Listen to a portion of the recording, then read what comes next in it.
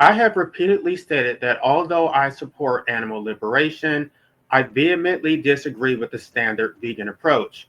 And that approach is to simply go plant based while continuing to procreate. I don't believe that it accomplishes anything. I believe that it actually causes far more harm than it does good. And so I'm going to break this into two parts. First, I'm going to talk about Nietzsche's will to power, and then I'm going to do a separate video or live stream addressing the logical fallacies which allow them to justify procreation while simply maintaining a plant-based diet. Modern veganism presents itself as an ethical advance, a rational, compassionate response to unnecessary animal suffering. Vegan advocates frame it as a simple matter of ethical consistency. If you can live healthily without harming animals, you have an obligation to do so. But there's a peculiar tension at the heart of contemporary vegan ethics that vegans rarely examine. Ethical vegans abstain from animal products on ethical grounds while simultaneously embracing procreation. They create new human beings, biological omnivores who will inevitably participate in a system of animal exploitation, which they claim is ethically problematic, while making their diet the centerpiece of their ethical identity. This is the problem that demands philosophical scrutiny.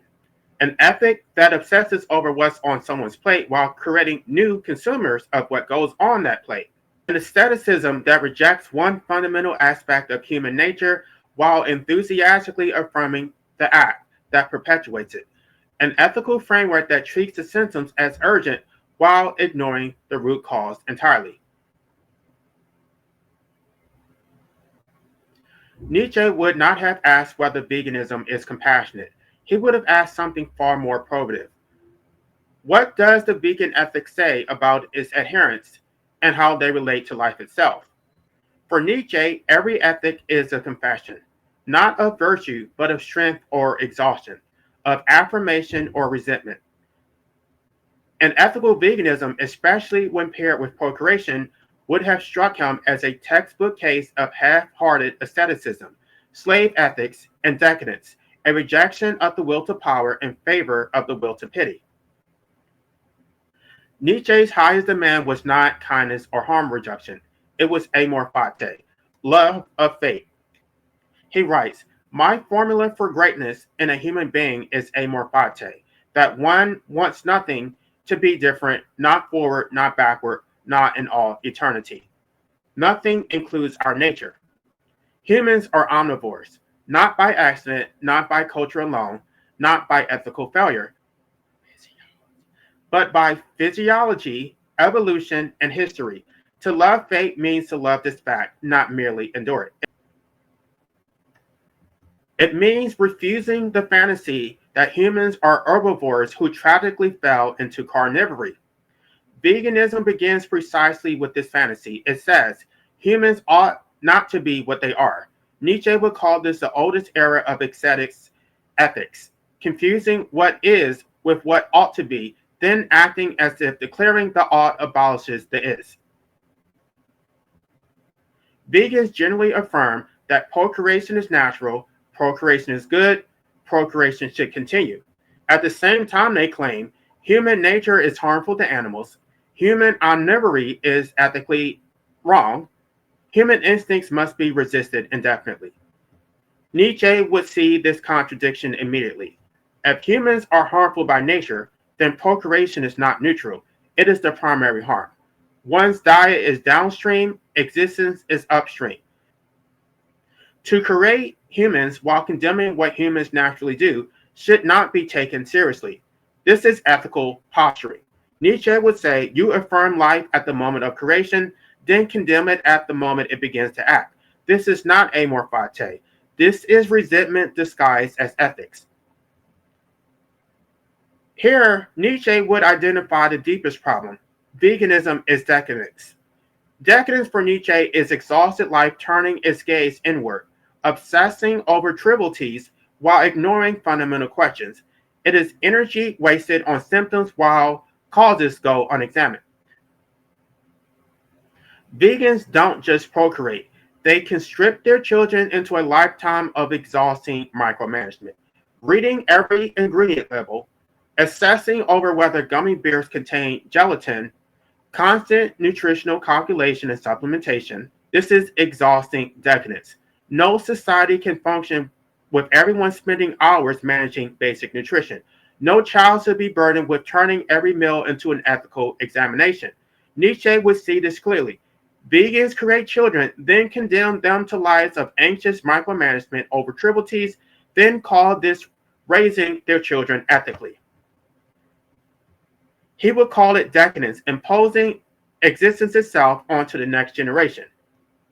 Nietzsche would ask, what kind of society has the luxury to agonize endlessly over breakfast while creating beings' desire to cause the very suffering vegans claim to oppose? The strong create children to thrive. The decadent create children to obsess over ingredient lists. Here's where vegan logic becomes perverse. Vegans justify procreation by saying, I'm raising vegan children. Nietzsche would recognize the sleight of hand immediately. They claim the problem is animal suffering caused by humans, and then they claim that the solution is to create more humans. But these same vegan children displace wildlife through their existence. They still acquire agricultural land. They still consume resources. They still cause crop deaths. They still participate in a system that vegans claim to oppose. Veganism does not solve the problem. It simply makes it more complicated and more resource intensive. They have taken a root cause, human existence, and doubled down on it while adding layers of ethical complexity, dietary restriction, and exhausting management. This is not harm reduction. This is making the problem worse while feeling virtuous about it. Here's the unavoidable truth. Anyone who genuinely cares about animal suffering would be an anti-natalist, not a vegan. The math is devastating. One omnivore consumes approximately 7 animals throughout their lifetime. One omnivore consumes approximately 7,000 animals during the course of his or her lifetime. One vegan causes approximately 480 crop deaths during their lifetime. One vegan who procreates 2 children equals 1,440 crop deaths. Those children who procreate, which equals 4 grandchildren, translates to 3,360 crop deaths. Those 8 great-grandchildren who procreate ends up being 7,200 crop deaths. Within 3 generations, the vegan who procreate has caused more animal deaths than the omnivore who did not procreate. And that's assuming every descendant stays vegan, which statistically is unlikely. The vegan who procreate has not reduced suffering. They have simply extended the suffering throughout 3 different generations. Not procreating is the only position that actually addresses the root cause. Everything else is just rearranging the deck chairs. If animal suffering is truly intolerable, then creating new human beings who will inevitably cause that suffering is the primary ethical violation. Diet is irrelevant by comparison. But vegans choose veganism over anti-natalism because veganism allows them to keep what they want, which is children. It offers daily opportunities for their ethical performance. It provides an identity in a community. Anti-natalism requires an ethical sacrifice, no biological children. They have constructed an ethical framework that allows them to eat their cake and have it too. Nietzsche would say, you have created more suffering, not less. You have simply made the suffering more neurotic, more anxious, more decadent. You have revealed that your ethic was never about the animals, it was always about you. Nietzsche distinguished 2 types of ethics. There's the master ethics and the slave ethics. The master ethics are based on self-determination, strength, affirmation of one's own power and nature. Slave ethics are reactive, based on resentment, defining oneself by what one opposes, making oneself vulnerable to external control. Veganism is textbook slave ethics. The vegan becomes dependent on labels and certifications, reliant on corporations to tell them what's vegan, vulnerable to being told that they're not vegan enough, controlled by external authorities who define purity, constantly reactive to what others produce, unable to eat without receiving external validation. Your entire life becomes dependent on reading labels, trusting certifications, believing corporate claims, checking databases, verifying ingredients with manufacturers. You have made yourself a slave to every food producer, every labeling standard, every certification body. This is not the will to power, the drive to affirm and expand one's own strength and nature. This is the will to pity, the drive to organize one's entire life around the suffering of others, to make oneself weak, dependent, and reactive in service of an abstract compassion. Nietzsche would ask, is this strength? Is this self-determination? Or have you outsourced your entire relationship with food to external authorities? The master eats. The slave reads labels. The master trusts their body. The slave trusts certifications. The master determines their own values. The slave constantly asks, is this vegan? The master embodies the will to power. The slave embodies the will to pity. This is slave ethics, defining your entire identity by what you refuse, what you resist, what external authorities permit. This is where the charge of the half-hearted asceticism becomes unavoidable. Asceticism for Nietzsche is life turning against itself, but it is at least honest when it is complete. What vegan ethics does instead is split the will. It accepts the most life-affirming act of all, procreation. It then rejects a fundamental biological necessity, omnivorous consumption. It says life should continue, but only if it denies itself. Nietzsche would despise this division. Nietzsche wrote, man would rather will nothingness than not will. Veganism with procreation is the will divided against itself. It says yes to life's expansion, but no to life's conditions. This is not strength. This is a fear of committing fully to either affirmation or denial. It is decadence, wanting life without blood, existence without cost, continuation without necessity. Veganism is not about animals. If it were, the procreation question would be unavoidable. Veganism is about the vegan. It's about personal purity, ethical identity, and the performance of virtue. This is why vegans focus solely on diet. It offers daily opportunities for visible righteousness. It is proximate, controllable, reversible. It feels like ethics. Conversely, anti-Nazism does not offer the same opportunities for ethical preening. You can't virtue signal at every meal by not having children. Nietzsche would recognize this. The decadent chooses the comfortable struggle and calls it heroic. Diet is upstream. The imposition of existence is upstream, but upstream questions require actual courage. The vegan avoids the root cause and obsesses over symptoms. This is not ethics. This is narcissism dressed as compassion. Nietzsche would also recognize the cruelty hidden in this position. Vegans procreate, affirming life, then demand that the beings they create resist their own biology, take an ethical position on their own hunger, live in permanent restraint, feel guilt for instincts they did not choose, spend their lives reading labels, obsessing over whether gummy bears contain gelatin, turning every meal into an ethical examination.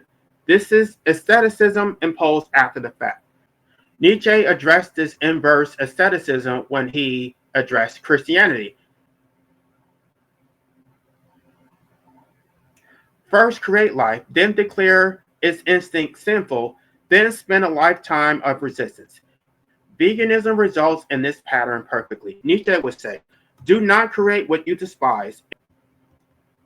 If omnivory is unethical, then creating omnivores is unethical. If omnivores are worthy of creation, then omnivory must be affirmed. There is no third position that is not based in self-deception or decadence. Nietzsche identified the emotional driver behind this contradiction, the will to pity. The will to pity is the opposite of the will to power. Pity stands opposed to the tonic emotions which heighten the energy of the feeling of life. The will to pity does not ask whether ethics are coherent, it only asks whether suffering offends the conscience.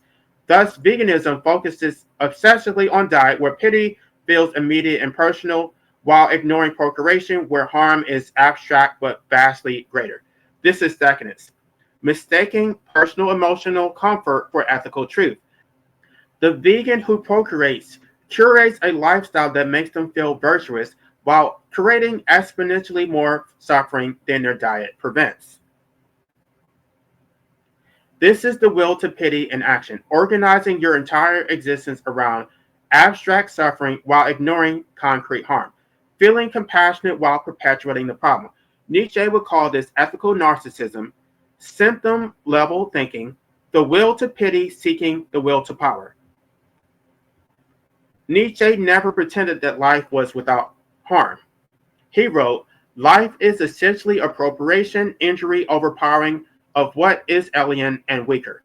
Veganism attempts to purify life while still demanding its continuation. This is not ethical courage. It is decadence, wanting life without blood, existence without cost, continuation without necessity. Nietzsche would insist that there are only two coherent positions: either affirm life along with everything that comes with it, including omnivory, or reject life entirely, which includes rejecting procreation, the expansion of suffering, and accept the cost of procreation.